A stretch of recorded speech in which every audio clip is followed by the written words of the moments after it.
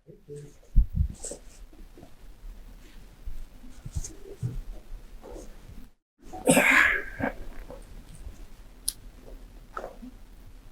sore. Selamat siang, Pak. Selamat siang. Selamat siang, Pak. Iya, selamat siang. Baik.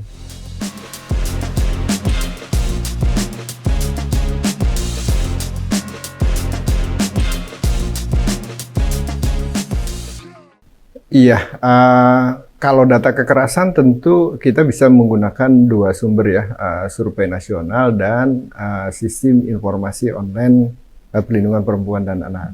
Tapi yang spesifik untuk kasus penculikan, penjualan dan perdagangan bisa merujuk dari dua sumber yang ada di KPPA. Pertama adalah data dari pelaporan layanan sahabat perempuan dan anak SAPA 129.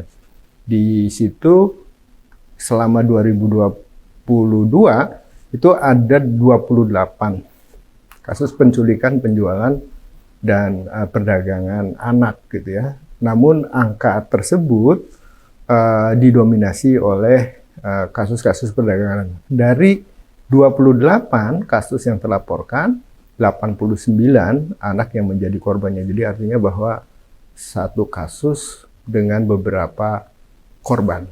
Lalu kemudian data yang tercatat dari Komisi Perlindungan Anak Indonesia (KPAI) misalnya juga menyebutkan itu dari 2020 itu ada 20 anak korban penculikan, 2021 itu 15 anak, 2022 itu ada 34 anak.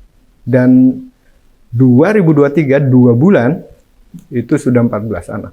Jadi artinya bahwa laporan terus masuk, tercatat, dan tentu ini berdampak kepada tindak lanjut dari pelaporan tersebut. Oleh karena itu, maka jangan ragu untuk melapor ketika melihat, mendengar, atau menyaksikan kasus-kasus yang berkaitan dengan penculikan anak.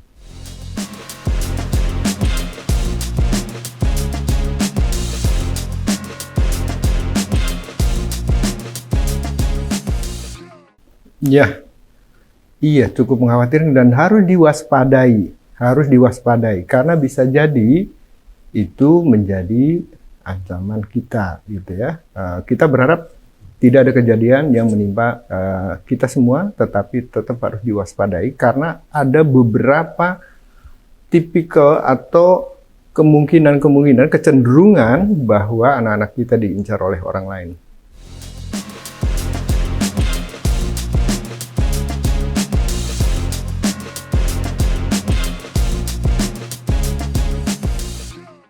Yang pasti di Undang-Undang Perlindungan Anak, khususnya di Undang-Undang 35 tahun 2014. Lebih spesifik di 76F. Pasal 76F itu menegaskan bahwa yang melakukan, yang membiarkan, menyuruh melakukan gitu ya, itu dapat diancam hukuman penjara 3 sampai 15 tahun.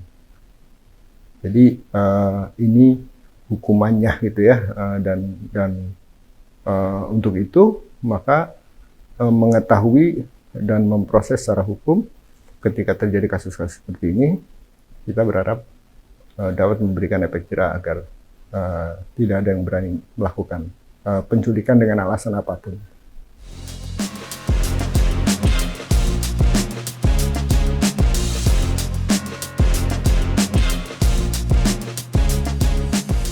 Ya, yang pertama bahwa kasus penculikan diindikasi karena persoalan ekonomi.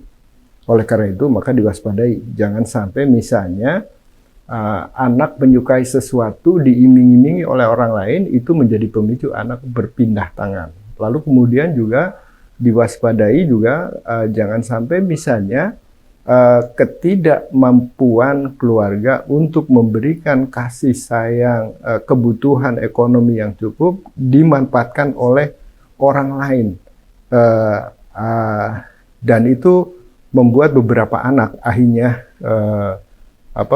berpindah tangan gitu ya, dan ya alhamdulillah sebagian dari mereka ditemukan. Lalu kemudian yang kedua, kita juga harus memahami bahwa sifat anak itu adalah percaya sama orang dewasa. Dia juga diingatkan oleh orang tua untuk berbuat baik sama siapapun termasuk orang dewasa. Tetapi kita harus memberikan pemahaman kepada anak bahwa anak juga harus waspada terhadap niat-niat jelek atau orang yang berniat jahat membawa anak-anak kita. Yang ketiga, juga harus mewaspadai tentang perkembangan informasi dan teknologi. Karena bisa jadi misalnya perkembangan itu dimanfaatkan oleh pihak-pihak tertentu untuk mulai menggarap atau mengajak anak-anak ini untuk menuruti perintahnya yang kemudian tanpa sepengetahuan orang tua anak ini berpindah tangan ke orang lain. Waspada.